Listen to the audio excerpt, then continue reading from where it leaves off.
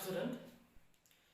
In the last class, we have discussed about what is force and the first law of motion. So today, I will start the topic momentum. Okay, what is momentum? Suppose this is an object of mass m and it is moving with velocity v.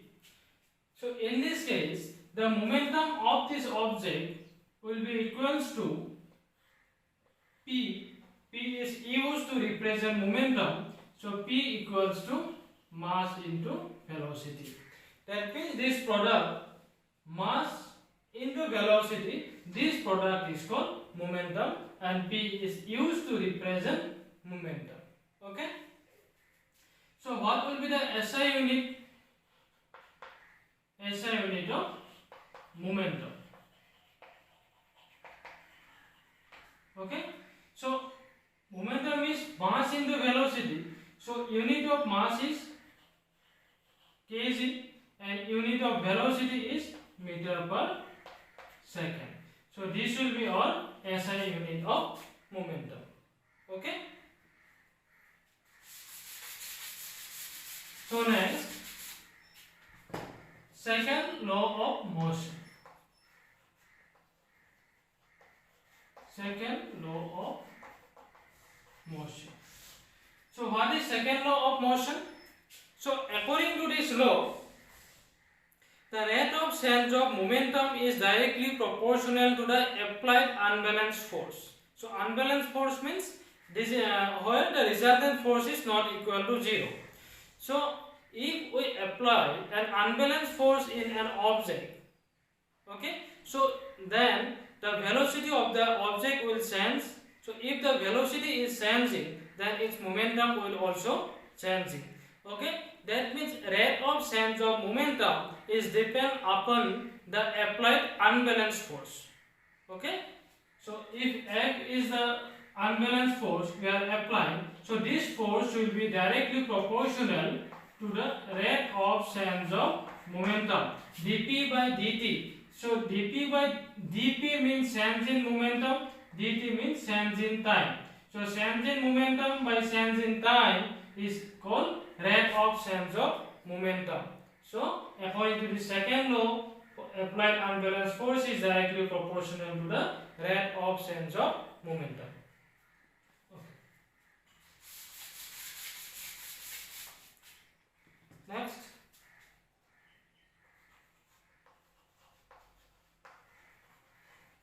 mathematical formulation. Mathematical formulation of second law of motion. Suppose we consider an object of mass m is moving with velocity u. Okay? When we apply an unbalanced force on this object will accelerate and its velocity will change.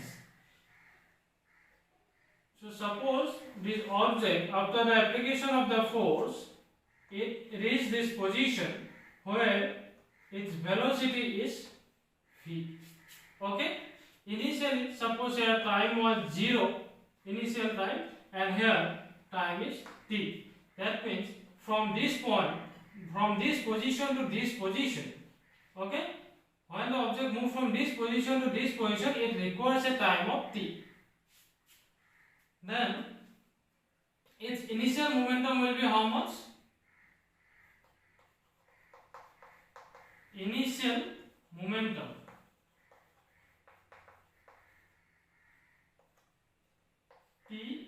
I for initial, so mass into velocity. This is initial momentum.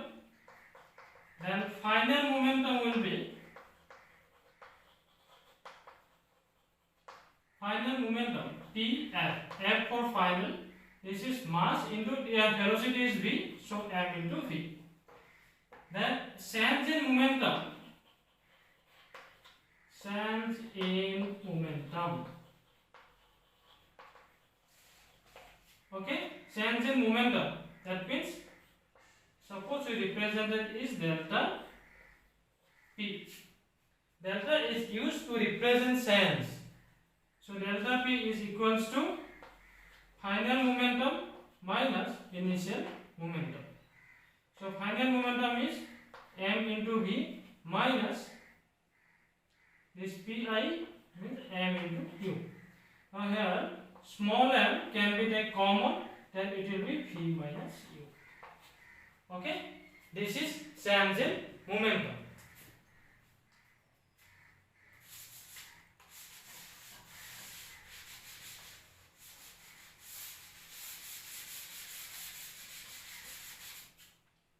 So next, rate of change of momentum. Rate of change of momentum. Rate of change of momentum is equals to change in momentum means P. Change in momentum by change in time. So change in momentum is this much m v minus u, and change in time, initial time is 0 and final time is t. So t minus 0 t. So this is our change in rate of change of momentum. Now according to second law,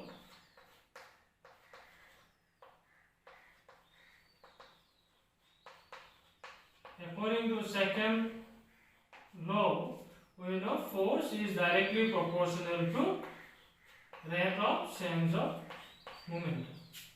Okay. So here rate of change of momentum is this much m v minus u by t. Now in place of this proportional sign, if we give an equal sign here, then we have to give a constant. Okay, m v minus u by t. Here k is a constant, proportionality constant.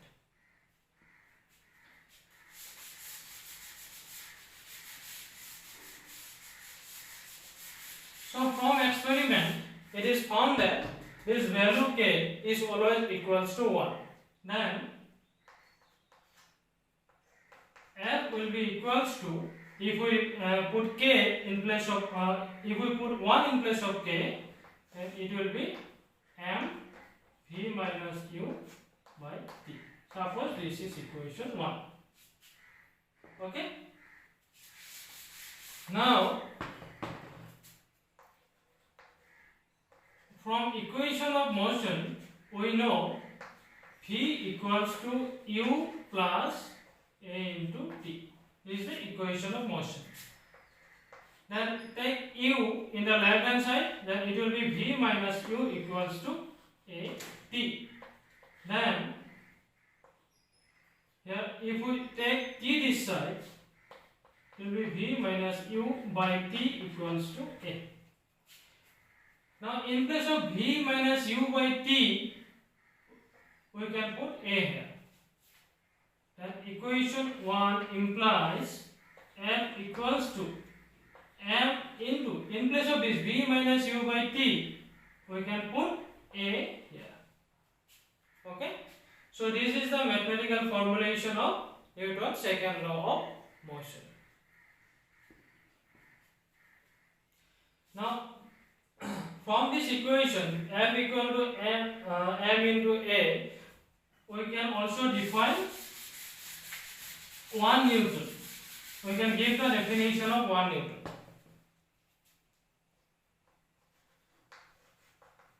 So definition of 1 Newton. So F equals to m into a. Now if m equals to 1 kg and acceleration equal to 1 meter per second square, then F will be equals to 1 into 1 unit kg meter per second square. So 1 into 1 and kg meter per second square, this is called Newton. So we got F equal to 1 Newton. Now how can we define 1 Newton based on this calculation? So we can say that 1 Newton is that much amount of force when applied on an object of 1 kg produces an acceleration of 1 meter per second square. So 1 Newton ऐसा एक force है. अगर 1 Newton of force, that means 1 Newton of force, if we apply on a body of mass 1 kg, it will produce 1 meter per second square acceleration. Okay.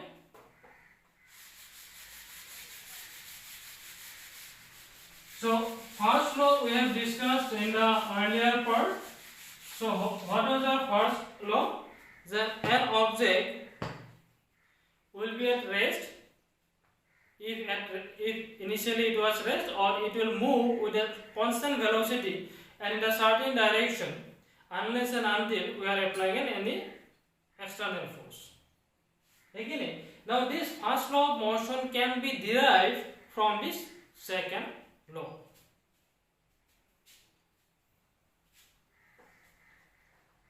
So derivation of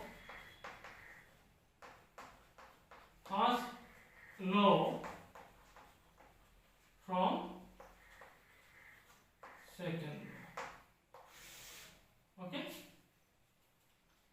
So second law is F is equals to mass into acceleration. Again, acceleration is equals to v minus u by t.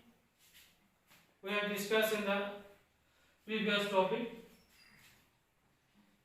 So now, if this external force F is equals to 0, if we take F is equals to 0, then this mv minus u by t will also be 0. Okay? In this case, mv minus u equals to 0 and v minus u equals to 0. That means v is equals to u. Okay? See, if we are considering that external force equals to 0, then we got that final velocity is equals to initial velocity. So final velocity is equal to initial velocity. That means there is no change in velocity in the object.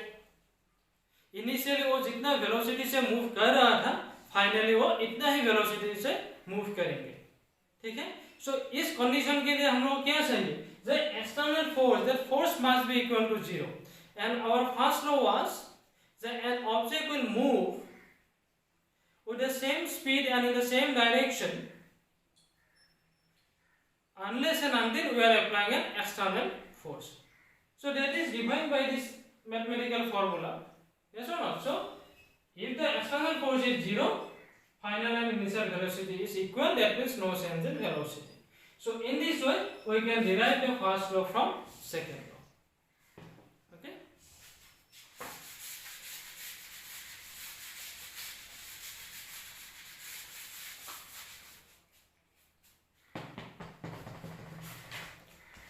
So there is some application of second law also in our daily life.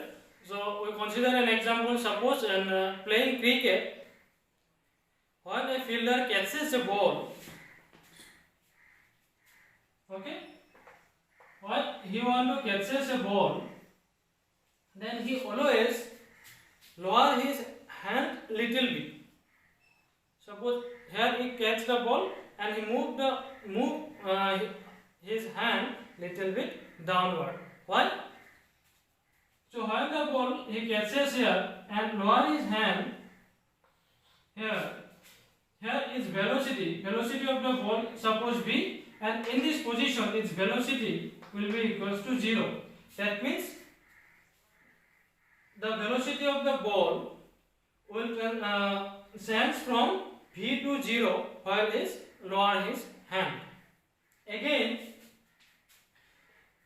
in lowering his hand, it will take a certain time. Okay? our rate of change of momentum is how much? M v minus u by t. This is our rate of change of momentum, dp by dt. Okay, so if we increase the time, if we increase this time, then this rate of change of momentum will decrease. Yes, so again force is proportional to rate of change of momentum, dp by dt. If this dp by dt, rate of change of momentum decrease, then force will also decrease. force decrease होने से जो impact होगा catch करने से ball, so impact कम होगा, so then we can easily catch the ball. अगर वो fielder उसका हाथ डाउनवर्ड के तरफ नहीं लेके आए, so ये टाइम क्या होगा? टाइम इंक्रीज नहीं होगा, है कि नहीं? within a fraction of second here you will catch the ball. अगर टाइम डिक्रीज नहीं हुआ, ये कम नहीं हुआ, तो dp by dt क्या हो? ज्यादा होगा, है कि नहीं? अगर rate of change of momentum ज्यादा हुआ तो फोर्स ज्यादा होगा, फोर्स ज्यादा होने से इम्पैक्ट, फोर्स का जो इम्पैक्ट होगा वो ज्यादा होगा, सो फोर्स का इम्पैक्ट ज्यादा होने से हम लोगों का जो हैंड वो will feel pain there, hurt, ठीक है? सो ये एग्जांपल है। सो और एक एग्जांपल तुम लोग ले सकते हो। Suppose there is two floor, okay, one is concrete floor and one is sand. यहाँ पे sand है and this is a concrete floor. If we jump in both the floor,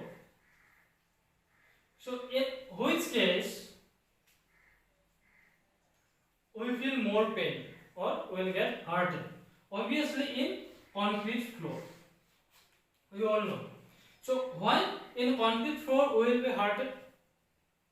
Because in sand floor, while we fall, we will go little bit downward inside the sand, and while we will move little bit downward inside the sand,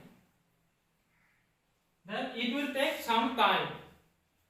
So this is the surface of the sand floor, and we will go little bit downward after falling on the floor. So here our velocity will be suppose v, and in this case our velocity will be 0. Now for this we need some time. Then again rate of change of momentum is m v minus u by t. अगर t increase हुआ तो rate of change of momentum decrease होगा, rate of change of momentum decrease होने से force decrease होगा, force decrease होने से impact कम होगा। सो इसीलिए कंक्रीट में हम लोग ज्यादा पेन फील करेंगे, लेकिन सैंड फ्लोर में नहीं। So this are some example which are used in our daily life based on second law of motion. Okay, thank you.